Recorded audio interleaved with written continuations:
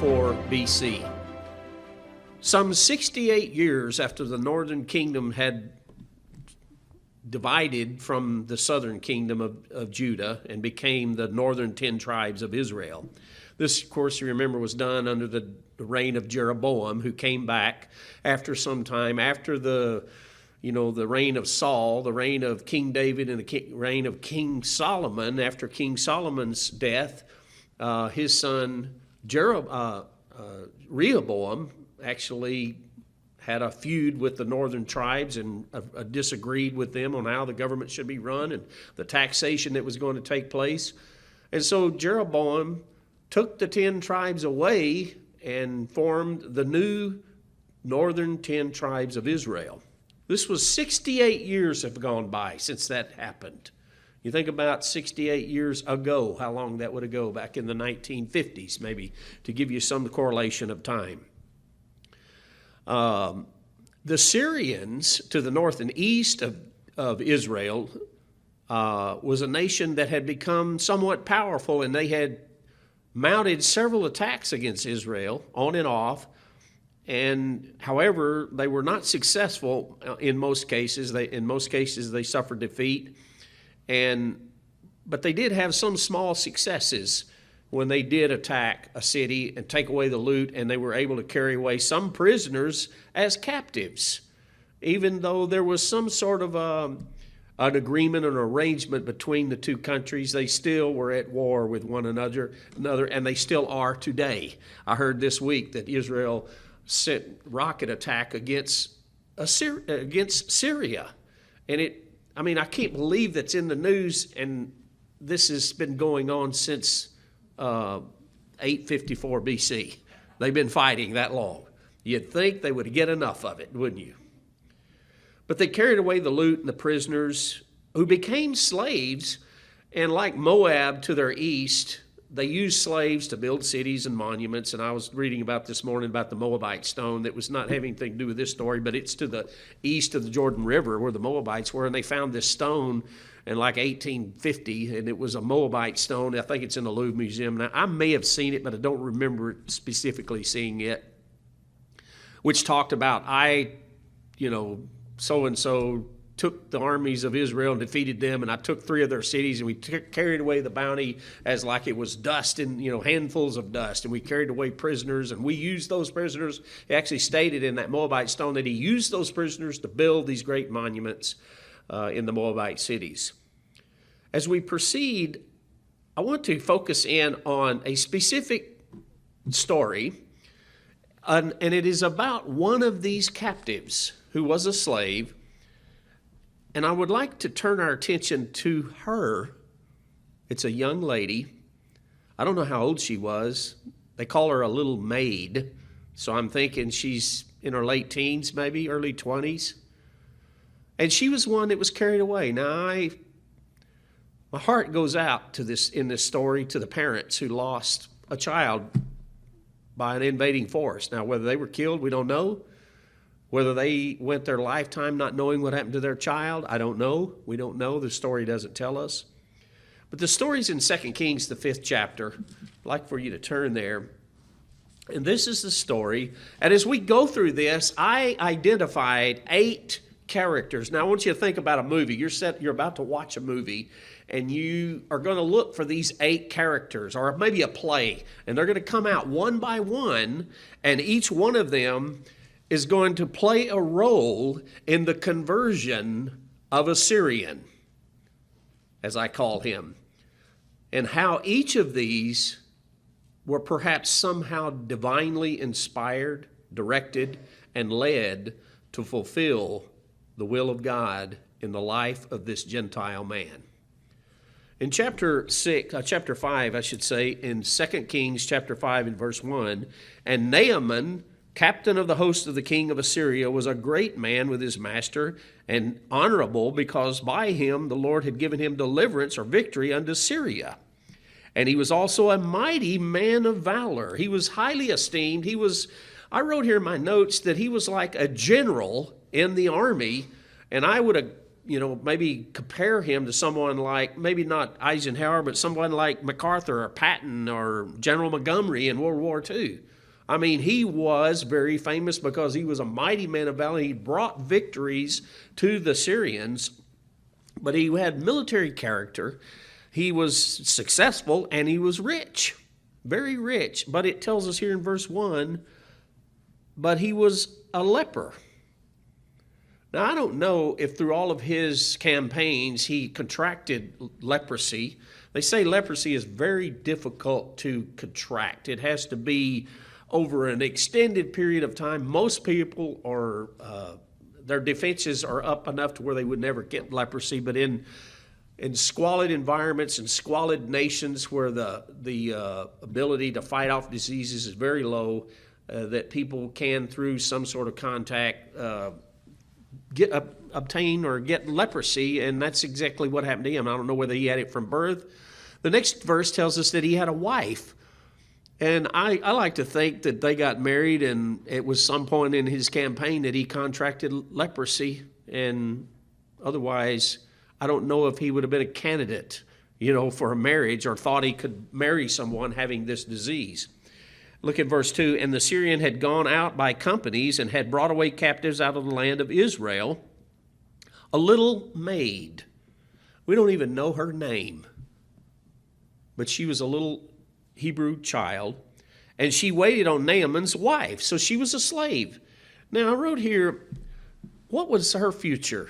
What was her future to hold? What was her life going to be like? She was carried away captive. It could have been misery, infamy, and woe. I mean, she could have been cleaning the horse stalls or something. But something about her, even though she was a slave, she had a demeanor about her. When I read this story, and I sort of read between the lines, she had a decent, orderly behavior about her, a demeanor that led her to a position of really high responsibility. When you think about it, she's in the general's house tending to his wife. No doubt she was brought up in a godly household, as we will see. She had a knowledge of the truth of God and was familiar with stories about this mysterious prophet, we will see, and was not afraid to speak of her own country nor of the prophet. Let's read here. And she said unto her mistress, would God, my Lord, were with the prophet that is in Samaria, and he would recover him of his leprosy. So she's not afraid to talk about her own country, nor about this mysterious prophet. She didn't mention him by name, but she knew about him and knew that he could heal. To me, it's interesting that she was not afraid to mention this. I think that it says a lot about her character, her lack of fear. She was sort of like Esther was, she was willing to go out on a limb and make this statement. So here we are, we've heard about Naaman, we've heard about his wife, and we've heard about this little Hebrew maid, this Hebrew slave. And it says, and now we hear about this mysterious prophet, as we'll hear about in a moment. And one went in, and of course my margin says, Naaman went in and told his Lord, saying, thus and thus, and said the maid, thus and thus said the maid of the land of Israel.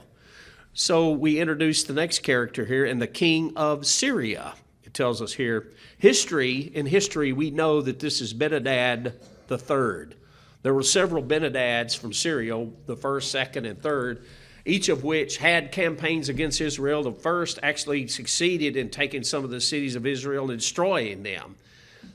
And there was several campaigns there where Israel had to fend them off and defeat them and eventually push them back into their own country, as God directed the prophets to, I believe in the days of Elijah. You can go back and read some of that. I think it's in 2 Kings, in the 1 Kings, about the 16th chapter. And he said, go, and I will send a letter unto the king of Israel. And he departed and took with him 10 talents of silver, 6,000 pieces of gold, and 10 changes of raiment. Very expensive gifts. You're going to this foreign country. Now, you think this is a long ways away. I got on my Google Earth and I looked. I'm assuming that they were in Damascus. I believe it eventually does tell us that they were in the capital of Syria. in Damascus. If you get on a map, I did on Google Earth this morning, and I said if I was going to drive from Damascus and go to Samaria, now Samaria has two different meanings. One was, you remember Galilee was the region that the Romans gave up around the Sea of Galilee. They gave the region in central Israel, Samaria, and the southern half they called Judah. Those were Roman names, but this is long before Rome ever existed. But Samaria, not only was it later called a region, but there was a city called Samaria that was established by Omni, the king of Israel. You remember when they separated from the southern tribes, they originally they set up the golden calves in Dan and Bethel, but Omri later established a capital city, which he bought this hillside for a couple of talents of silver, and he called it Samaria, because after the name of the guy that he bought the land from. And so they began building this capital city there in the city of Samaria. The distance between Damascus and Samaria, if you look on a map, and I didn't do it driving by car at 70 miles an hour, I put it as walking. And it's about almost 3 days of walking. But these guys were on chariots and horses, so maybe they made it in a couple of days. I don't know. Because you can't just go from point A to point D. You got to go down the mountain region and go through the pass and then back up to the city of Samaria. And he says, and he brought the letter to the king of Israel. So now we come to the next, I believe the fifth character here in this story. And we know from history that this was Joram, Jeram, I believe is how it, the Bible's, in some places it calls him Jehoram, which I don't want to confuse with a king that was in Judah whose name was Jehoram. This guy is sometimes called Jehoram, but it is really Joram. And you can see that if you look at Halley's Bible Handbook, and it'll tell you about the dates and the kings that succeeded and preceded him. And he said, now when the letter is coming to thee, behold, I have therewith sent Naaman my servant to thee, that thou mayest recover him from leprosy. So what do you think the king of Israel thought? Like every guy that you could imagine out here. Who does he think I am? Does he think I'm God? Why would he do this? Why would he put an impossible task in front of me? Oh, I know what he's doing. He's trying to start a war. You know, when I was reading this story, I thought about Adolf Hitler when he was in Poland. When he was about to invade Poland, he had a little radar station there on the border of Poland, and he actually attacked his own radar station to make it look like Poland invaded them first, so that he'd have a reason to actually attack Poland in September of 1939, which, started World War II. And so this king of Israel, Joram, thought that was exactly what was happening. It scared him half to death, I believe. And it came to pass when the king of Israel had read the letter that he rent his clothes. I don't know if it was out of fear, out of anger, or it doesn't really say. And he said, am I God to kill and to make alive, and this man descend unto me to recover a man of his leprosy? Wherefore consider, I pray you, and see how he seeks a quarrel against me. He's starting a fight. He's looking for a reason to attack. And it was so when Elisha, now we know who this mysterious prophet is. Elisha, the man of God, had heard that the king of Israel had rent his clothes, that he sent to the king, and he said, so here's Elisha, evidently has a contact with the king. He has the ability to be in close contact with it. He could write the king a letter, and the king would answer or respond or read his letter. And we know that Elisha was the prophet that succeeded Elijah. You remember Elijah? That's a real good story. Elijah, maybe we can go back and read that. But in 1 Kings, Elijah said, I'm sitting here on the hillside and nobody's listening. There's, everybody's all of Israel's rejected you, and I'm alone. I'm the only one left. And, Elijah was a very bombastic man, wasn't he? If in history he was known, I brought a little list here with me, In history, Elijah was known as the greatest prophet of the Old Testament. I mean, everybody mentions him in the New Testament as, he's mentioned with Moses and Elijah on several occasions. And this book I have, it's called All the Men of the Bible. I have a book called All the Women of the Bible, and it takes all of the characters in the books of the Bible, and you actually look them up, all the verses that they're mentioned, and some of the people like the name James is listed. It lists all the Jameses that are in the Bible, and it kind of helps you correlate who's who in the Bible. But in this one here, under the heading of Elisha, it says that, I want to read a little bit of this to you. It says, Elisha left a peaceful occupation to become a model spiritual leader. You remember he burnt the ox cart and sacrificed the oxen, and Elijah placed his mantle upon him. Elijah was about burnt out.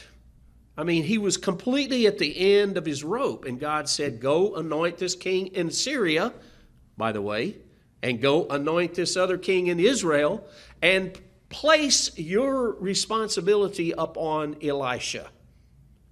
And he gave him a retirement package, I think. And I think Elijah richly deserved the break, because he was being sought after by Jezebel, who promised that the sun wouldn't go down before she killed him. And he hid out in a cave, and that's when he saw this vision. And I want to describe to you what this says about the comparison between Elijah and Elisha. Elijah was a prophet in the wilderness. Elijah was a prince of the court. Elijah had no settled home, but Elisha enjoyed peace at home.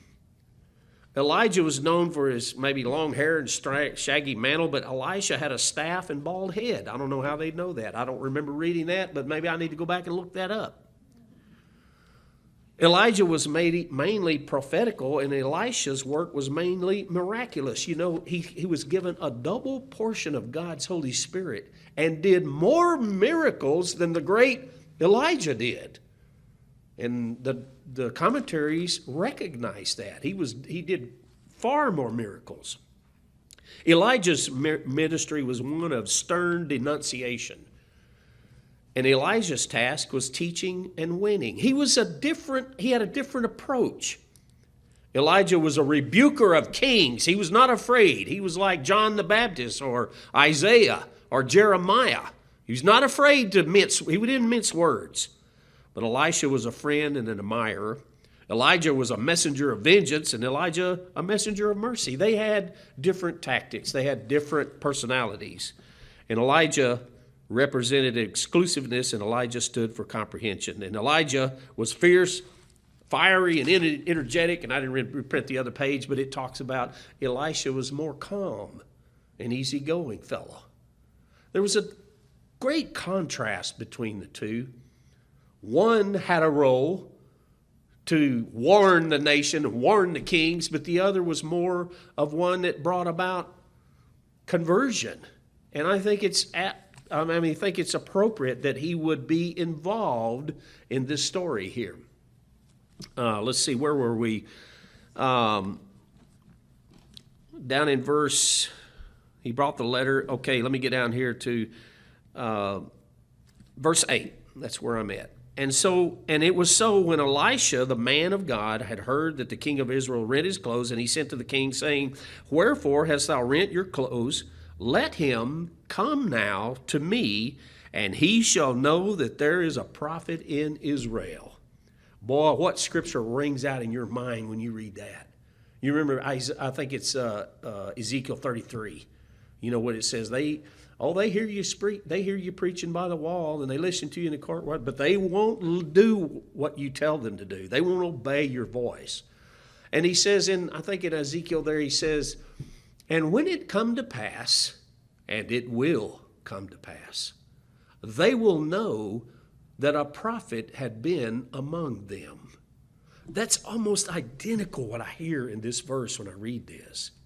He's going to know that Elisha, is a prophet of the true God.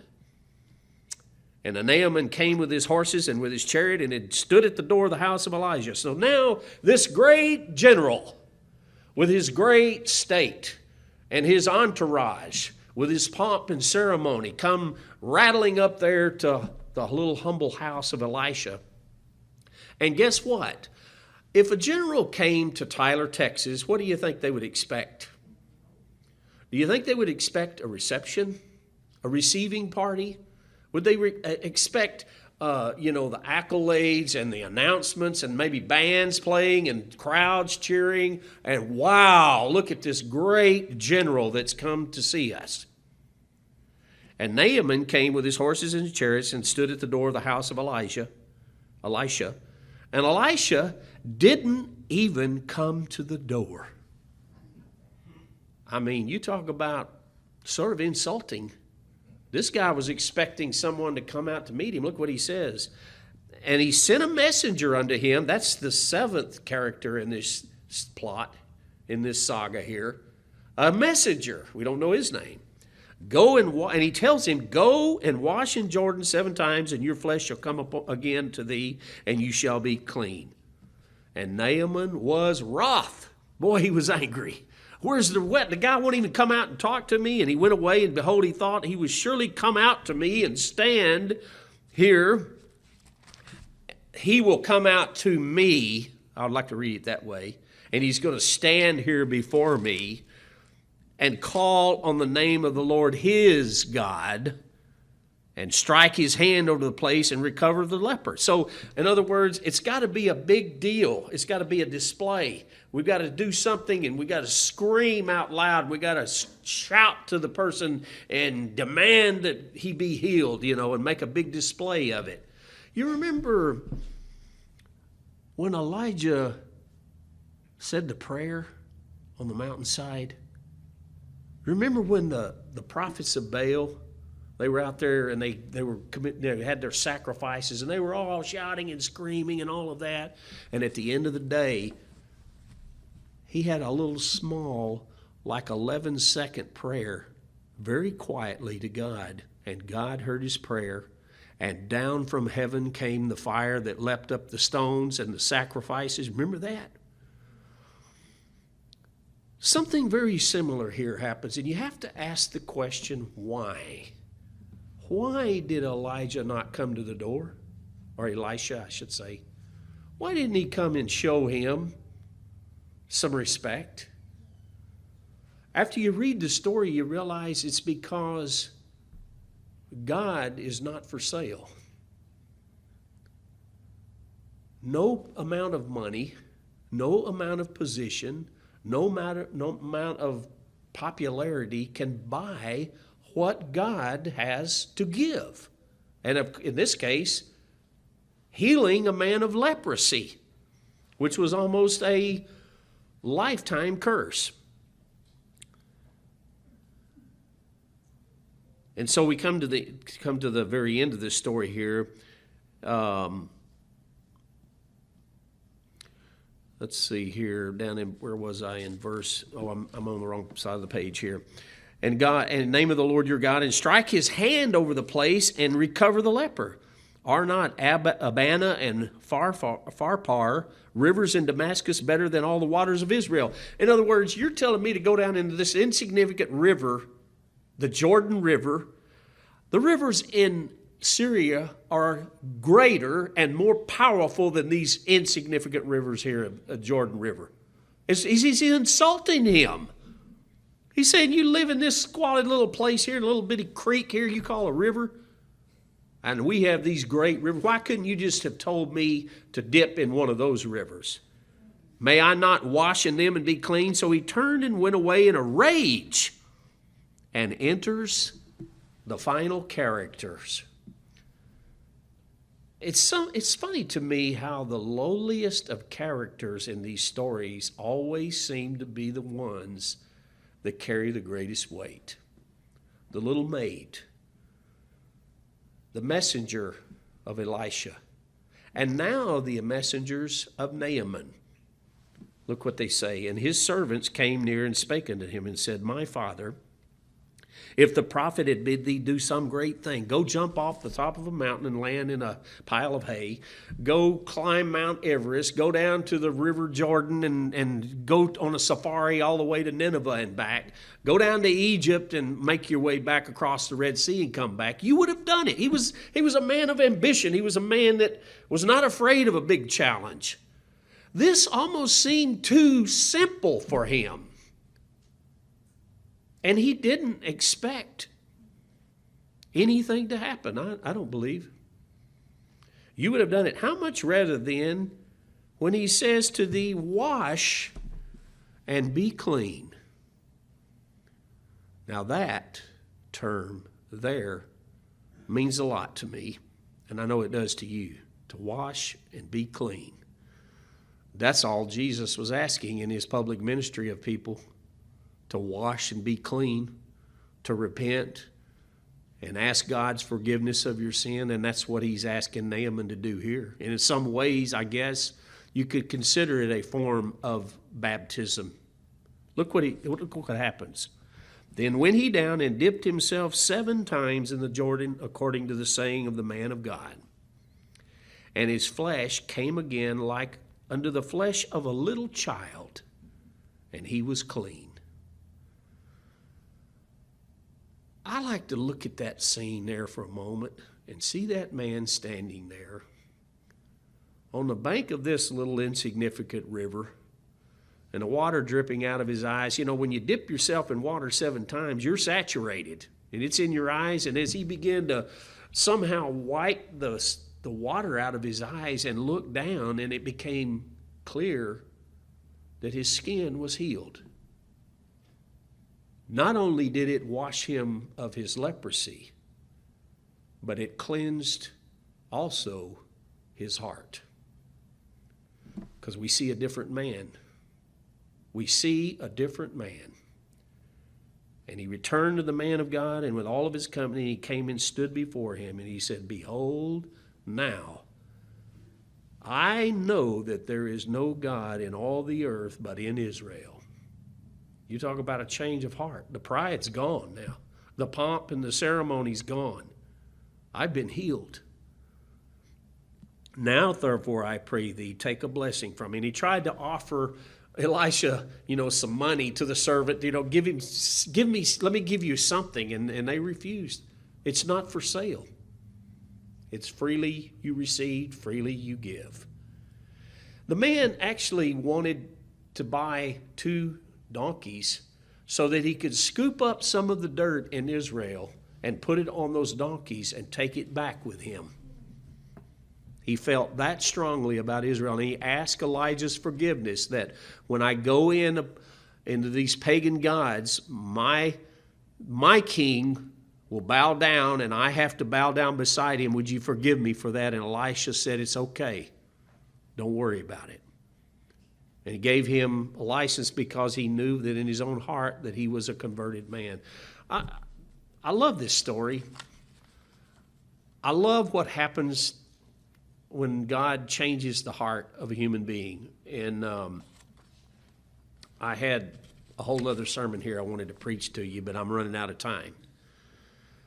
I wanted to talk to you today about what Paul said to about the nation of Israel. I'm going to go back to the last scripture here I had picked here in Romans, the 11th chapter.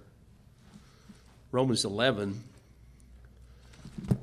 And really, this sermon was going to be about the jealousy that God would cause to the nation of Israel.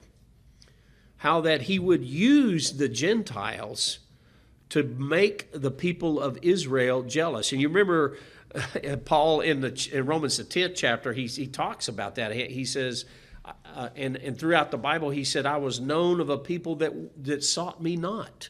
Even all the way back in the book of Deuteronomy, he makes that statement that I will be sought after a people that don't even know my name, that my own people reject me, but these Gentiles freely accept my preaching. You remember the example of Jonah, who went to the Gentiles of Nineveh, and they received his preaching and repented in sackcloth, and God didn't destroy the city. Over and over again, Jesus said on one occasion, of all the people in Israel, of all the lepers that were in Israel, God only sent Elisha to heal Naaman, who was a Syrian.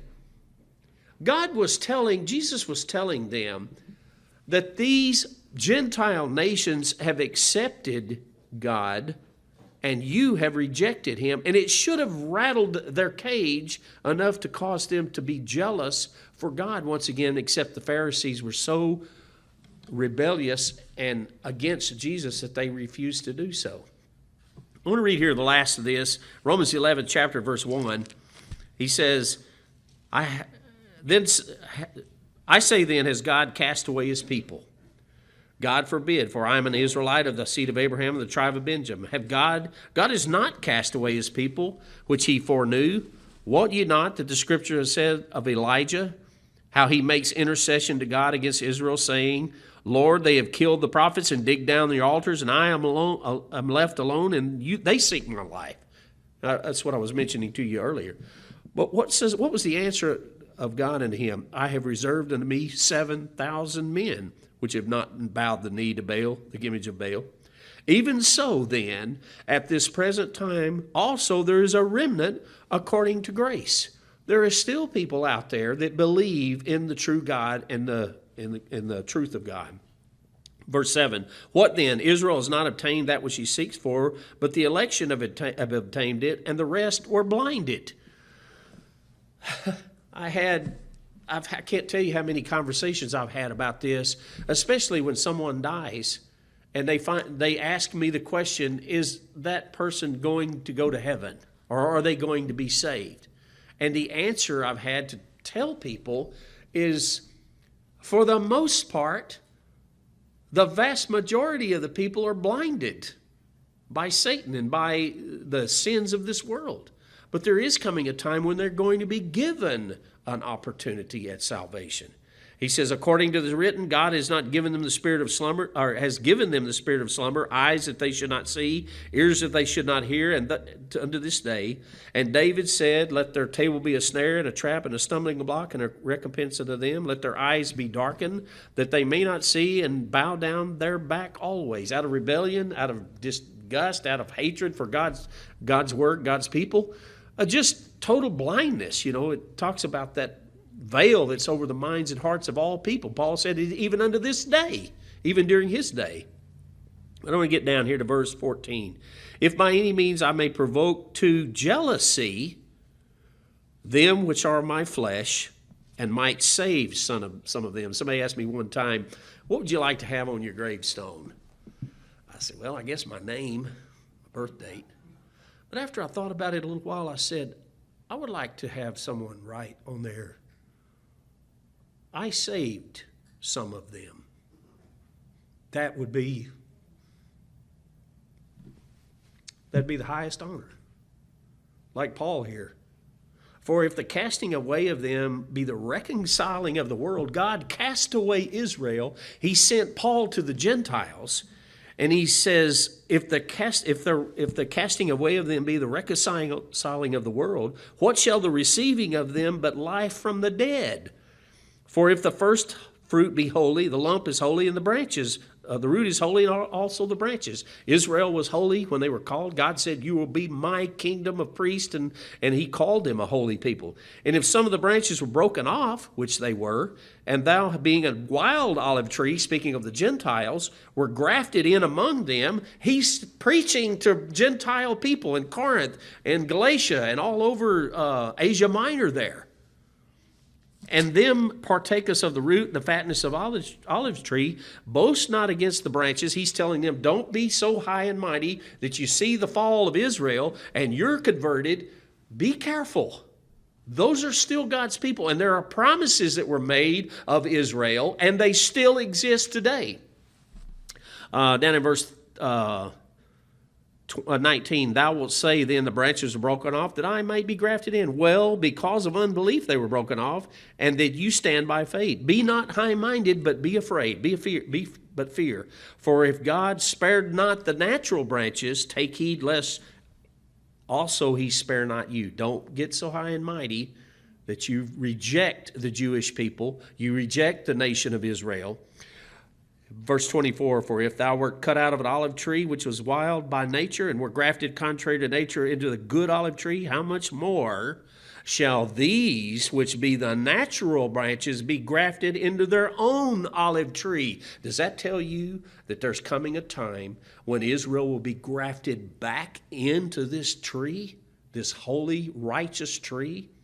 For I would not, brethren, that you would be ignorant of this mystery, lest you be wise in your own conceits, that blindness, and I can say this from the top of every rooftop in the nation, blindness in part has happened to Israel, and it's still that way until the fullness of the Gentiles be come in, and so all Israel shall be saved. I'm glad of that. I don't have to worry. I don't have to worry about my countrymen who have gone the way of this world, the people that were formerly a part of the nation of Israel around this world. But I am hoping maybe that God will again use the Gentiles to bring them up to a place that the nation of Israel is jealous once again for their history and their calling and their destiny that they were given back there in the days of Moses. That would be something else. I guess that's what it'll take to shame them into the place that, look at these Gentiles. They are accepting Jesus Christ. They're growing by leaps and bounds. God is filling them with His Holy Spirit, and we are still wallowing in the filth of this country. How shameful a position that is. I'd like to close by saying, I don't know what happened to Naaman after this encounter with Elisha. He stood there in the water dripping off of his face and hands and peering down through his water-sodden eyes, and it became clearer and clearer that his skin was brand new. I believe his disbelief was there and that he was healed of this horrible disease, however, and through his belief and obedience, though shaky and weak at times, God healed him.